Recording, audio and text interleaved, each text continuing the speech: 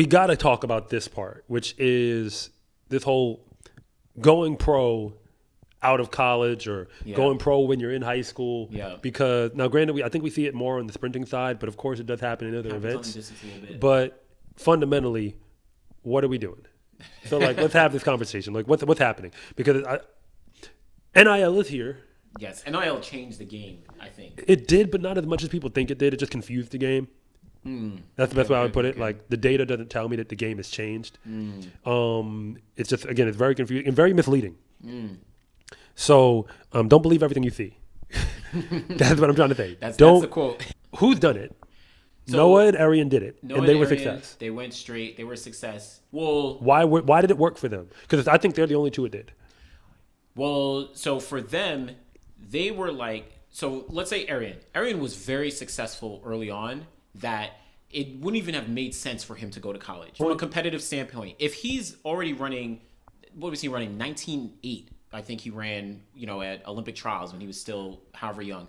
Like, you're not going to go to the NCAA starting off at 19.8. He's supposed to win the championship or else it's a failure. That's what you're saying. Exactly, right? And same thing with Noah. He wasn't obviously running that. I don't even think he broke 20. I mean, let me just say this. Going to college there's two conversations. One is, what happens to an athlete like that if they go to college? If they go, right? And that's what Sydney McLaughlin-Levrone is. Yeah, she went. Yeah, that's true. She didn't have to go, but she went anyway. She went for a year. And Michael Norman technically didn't have to go. He's the same level as that's true. Noah Lyles. He was like Noah. Yeah. So we know what it looks like when you go.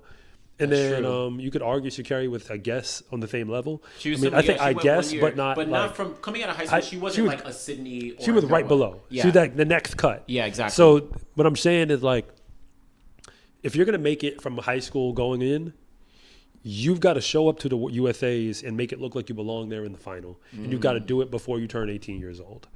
Yeah.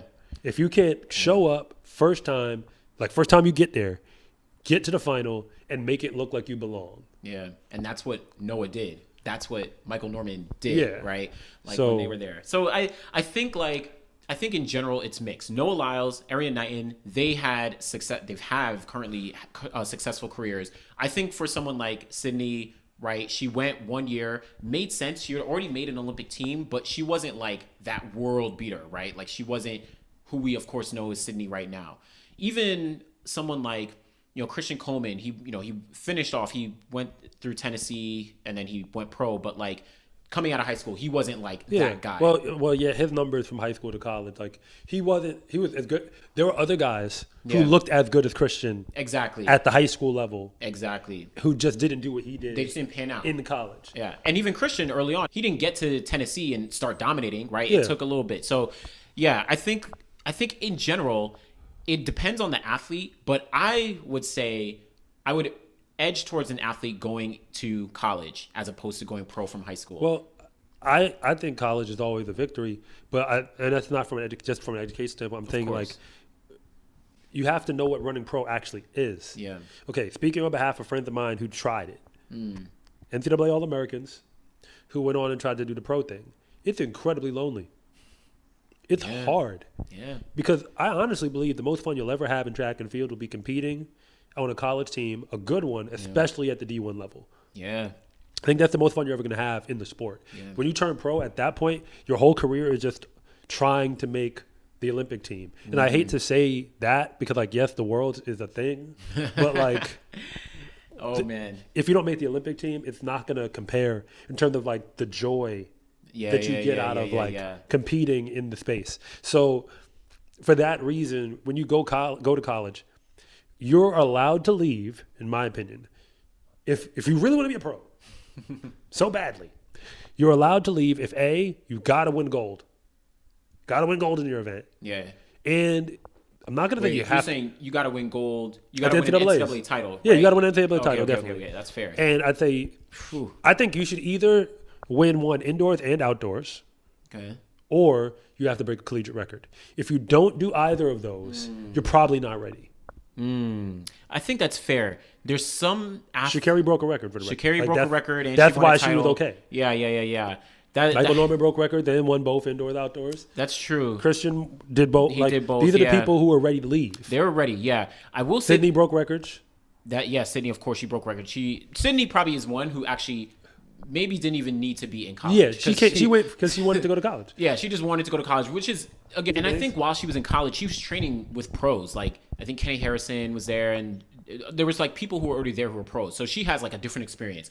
But I think it's important. Go to college, get that experience, get that like team camaraderie, that all that fun stuff, and then go pro. Well, prove yourself.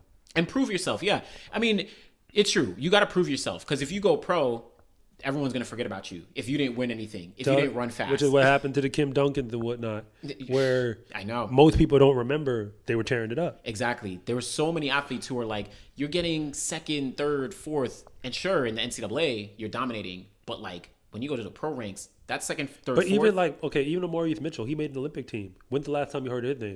That's a good point. Actually, Maurice Mitchell is a good case because he actually won 2 NCAA titles. He was that guy. Like while I was in, he was the closest thing to the guy while I was in college. Yeah. And then like the guy who was the best sprinter in my opinion, and even still, he makes an Olympic team. Yes, doesn't make a final. And if you're, you got to understand the standard is really high for Team USA. It is.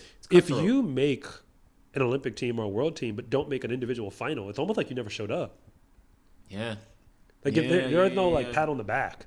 It's true. It's like, congratulations, you represented. No, you didn't represent. Not compared to what Team USA wants. Yeah, man, it's tough. So it's like, tough. if you're not ready to realistically be in that world final, just stay in college. Because guess what? Some of these college kids will be there too. Yeah. The only caveat I'll give, well, yeah, on the American side, I was gonna say if there's athletes from other countries, yeah, that's what I meant. Yeah, that's like they can do whatever they want because they don't have to go through our whole trial system.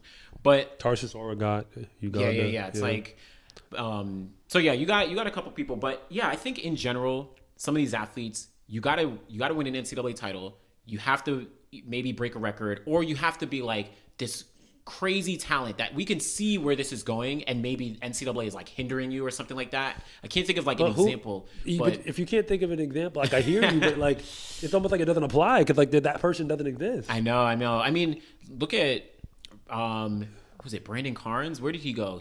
Northern Iowa. He went to Northern Iowa. He didn't win anything in NCAA. That's true. He was just dominating the Missouri Valley. Found a way onto the relay though. I mean, because he kept running unattached. Hey, listen, and I think he might be sponsored by ASICS, but no, he is. Now he is. Maybe after what happened last year. That's fair. But like, it's hard to be a pro. It is. Think about it. He was the 4th fastest man in all of America with no sponsor, at least not one to wear athletic gear. He might have had a sponsor, but it wasn't to wear athletic gear. And he was an athlete. He didn't even have a shoe sponsor. Yeah, that's true. So yeah, I think like I'm trying to think of like anyone else that might be a case of like, okay, they could have gone pro and it made sense for them, but I don't know. Someone like actually TT Terry, I think she went pro 1 year before. She could have stayed a little longer, maybe. Yeah. Yeah, but I mean, she hasn't won anything individual, but she made world finals at least in 2022. She's of course has the relay medals. From a non-sprinting perspective, because I'm following all of it. Yeah. Hannah Mall right now in the pole vault. Hannah Mall in the pole vault. I mean, she could be a pro. She probably But she's in the pole vault. Yeah, so I was like, gonna say that's honest. different. It's like a different event. It's a different event. The pole vault is like a whole different like. But she's the best. She's the best vaulter in America, if you ask me. In America, on the women's side, you think so? I mean, we have to. Sandy Morris. We got to Katie see. Najat. You're right. They're there, but I'm saying like, I want to see what she does at the Olympic trials this year next to them. I mean, she'll probably make the team considering what she's already done and considering. And she'll probably go right back to college. Yeah, which makes sense. Fine. I mean, yeah, but that's my point. Like the NCAA is basically professional track at the highest level. Yeah, and people need to remember that. But that's because I said at the highest level. That's why you can get into D1 and win conference championships and be nowhere near that. Because all the talent is in the same leagues or same conferences where everybody's running. Yeah. 10-2, 10-3 in the 100, and you look like a bum with your 10:38. They're like, "Yo, I ran 10 and 42." Oh, so, man. No, it's true. Yeah. And that was with a plus 2-0 wind. Yeah, like right. You know what I mean? Like, yeah, you're getting a lot of these guys who are placing well at SECs, Big 12s. You go to NCAAs, maybe you make the final, but then you get to Worlds or whatever, or you get to USAs and. Maybe you make the USA final, but I mean, look at JT Smith.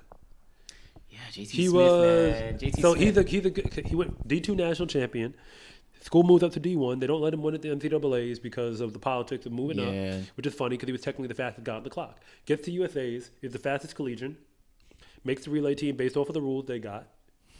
So, I mean, because he was in the final. He was the only collegian that made the final in the 100. He made it through, yeah. And, it's true. And Courtney Lindsay was the 100-meter champion, and he felt he's technically better than him. Yeah. But, again, NCAA didn't let him run. I mean, it is what it is. Yeah. But now, first year of the pro. When's the last time you heard his name? It's fair. It's fair. No shade. Great respect to you. What I'm saying is, it's that hard. Yeah. Even that he can be, because he looked great in that moment. Yeah. Until he now had to. Now you got to run with the big boys. I think, like, because it made me think of Christopher Belcher. You remember him from a couple years ago? He went to North Carolina A&T, I think, right? And he actually made some two individual teams, I think, in the 100. But nobody thinks of his name. Yeah, like he didn't pan out, unfortunately. No one's. But you say the word pan out, but like, I know what you mean.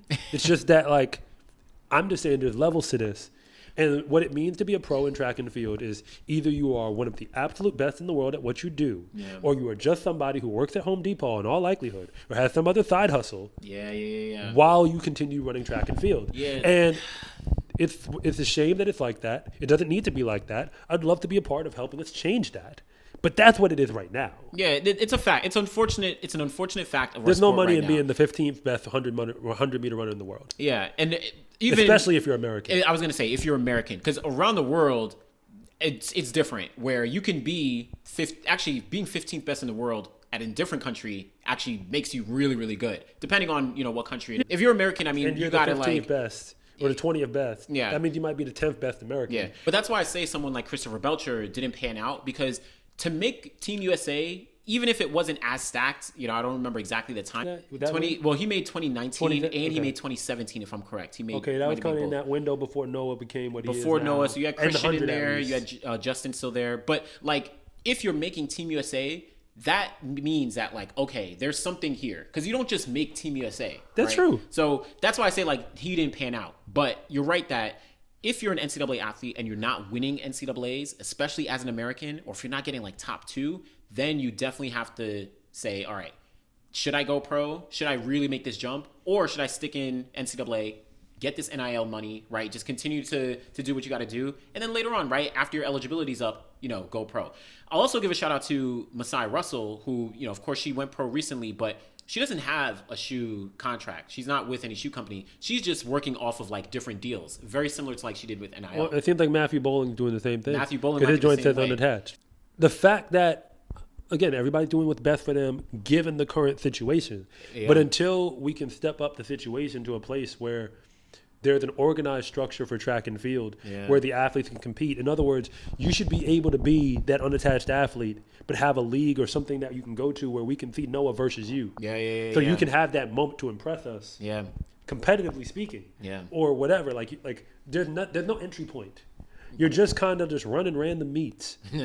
And then normally with college kids. Yeah. And you end up with these high school kids running in professional meets just because they got a lane for whatever reason. Yeah. But like it's a free for all. Yeah. And then if you look at the other events that ain't the sprints, especially in like the 400 hurdles and whatnot, like you're going to see some athletes, like once you get out of like the top 3, a bunch of these people just running for clubs and unattached. These are the best in the whole country. Trevor Bassett wasn't even sponsored, and I think he won a bronze medal at the World Championships. It's like, yeah. Like, it's a shame that that's what we're dealing with. And but I'm saying it doesn't need to be like that. No, yeah. You just need some vision, and, well, obviously there's a lot to work on. It's like a whole sport conversation. That's another conversation, yeah. So my name is Anderson from The Final Leg. And I'm Coach Rob from SCA Track and Field. And thank you for watching this segment from The Finish Line. If you want to know what's really going on at the high school and college level, be sure to subscribe to Coach Rob Track and Field. And if you want more content on the best track and field athletes in the world, be sure to subscribe to The Final Leg.